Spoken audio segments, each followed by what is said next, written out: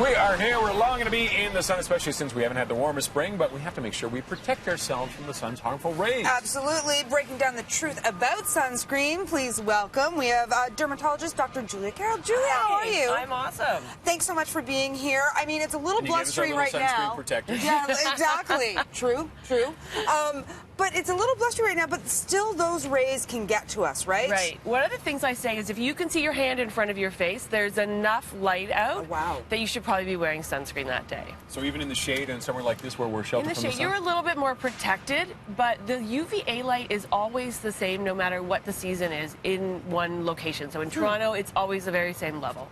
Okay. Interesting. Yeah. So we've already learned one. All kinds I of would have said false on that. Yeah, so all kinds of misnomers out there. So let's see how Roger and I do. All right. I'm ready. So, we're very competitive. One. Okay.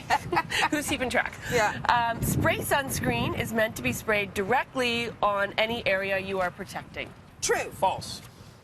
Oh, for the win. You have to rub it in, right? It's true. Put it in your hand and rub it in. Right. If you look at the bottle, it actually says for the body you can spray it on and then you reapply with your hand so it's even. But on the face, you should always put it into your hands and then apply it on your face. What's the difference? Well, I mean, I think with the face, you don't want to be spraying it into your eyes or into your mouth. And also, if you just spray it, say on a day like today, it's so windy, we may not get all the, some of it may fly off. So you know, it's a great and quick, easy application, but you do have to follow it up with that. It's not just spray the kids as they're running out the door. Right. Okay. Okay. So Roger's up. All right, I'm up I one have to nothing. redeem myself here. Sunscreen is the only best way to protect yourself from the sun's harmful rays. Sunscreen is the only? False. False. Right. Okay. So some of the other ways are just to avoid the sun. So between the peak hours of 11 a.m. to 3 p.m. You could also use sun protective clothing. So I brought an example. Let me hold on to that in the blusterous, Julia. So this is a shirt my daughter actually wears when she sails. And this is very protective from the sun. So, you know, you're not going to get exposed. I know I've bought for lots of friends for their babies protective UPF sunscreen swimsuits. Right. And that's amazing because then you've got, again, an extra layer of protection. And then we also talk about hats with very wide brims. And I love wearing sunglasses that have wide arms on them as well. To cut out the glare as And well. visors are good as well, right? Yeah, as long as you have a lot of hair. Oh, right. Right? Because I see a lot of men that are a little light in the hair department and they get sunburns. It's so delicate. These shirts, do they wear out? Or they do over they lose time. their protection? They do, and a really good thing too, if you don't want to buy just specifically UPF clothing, just hold it up to the light and see how much light comes through. Okay. All right. So we're on to question number 3. Right. And I'm at 2 right now. Thank you. Oh. Not going to find a point on it. There is no such thing as waterproof sunscreen. I'm going to say true. Right. It all washes off eventually, You're right? but I want us to both do well. No such thing. Right. So if you look on the bottles, they say water resistant because it's not really waterproof. You still have to reapply when you sweat or get wet or come out of the water. It just means it stays on a little longer, but eventually it's going to wear off, right? Right, exactly. And it'll usually say waterproof to 40 minutes or to 80 minutes to give you some idea. Nothing is really waterproof. I agree. In this world, I don't know. Yeah, exactly. Question 4. Okay, question 4. Most people only apply 25 to 50% of the recommended amount of sunscreen. I'm going to say true. Yeah, I'm going to go with true on that. That is true. So they don't want to look silly.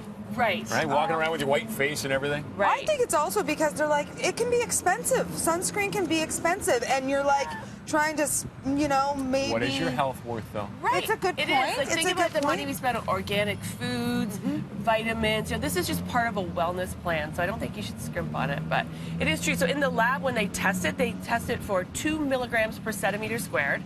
That's, I mean, how do you know? How do you know? Yeah. How do you know? And so, but most people only put on about a quarter of that, so you're only getting then a quarter of the actual SPF number. How do you tell when you've put enough on?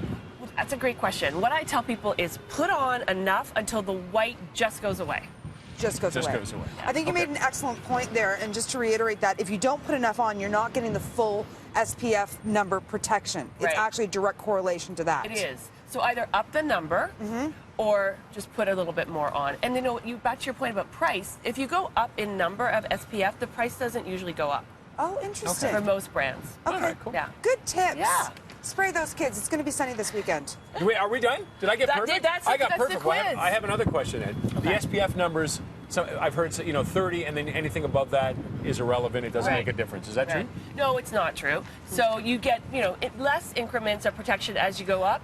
But back to the point about people not putting on enough, I usually recommend people aim for an SPF of 50, and then I know they're at least getting, hopefully around a 20, 25. And I'm interested also, there's a lot of home remedies for... Oh, here we go. Home remedies for sunscreen. I just triggered something in you there. Do you know what in your family that has diabetes? Would you let them make their own insulin? I would not. Probably not. It's a drug. It has a drug identification number, heavily tested in labs to get the number that you want to get. And so a lot of these sunscreens, they're not milled properly, so you don't know if you put one part of the bottle on, is it the same as the other bottle? And they're just not tested, and a lot of them have no UVA protection whatsoever. So what's the difference between UVA and UVB? So they're just different wavelengths. So UVA goes through windows, and it's the one that's sort of consistent all year long, and the UVB goes up and down. The UVB will burn you, but the UVA will age you. And what about with organic and more common names for it? Is there a difference? Is there concerns? I know some people want to go organic with it. No, if people want to do organic sunscreen, that usually just means they want straight physical blockers, so just titanium and zinc, and that's fine. The newer ones actually are great, and you may not even be that white when you put them on. As long as it says UVA, UVB, broad spectrum, and has at least a 30 on it, I'm happy. I love those top-line tips. That's what people need to know, just those top-line tips to stay healthy. Exactly. And if they want more information, if they want to do a deeper dive, where can they go? So melanomanetwork.ca has an amazing amount of information on skin cancers and how to prevent and protect yourself. Amazing. And at Dr. Julia Carroll as well, right? Yes, that's my Yes. Instagram. Thanks so much. Thanks very much, Doctor. Have a great weekend. Enjoy the sunshine. Let's hope it comes out. Exactly. More on BT coming up after the break.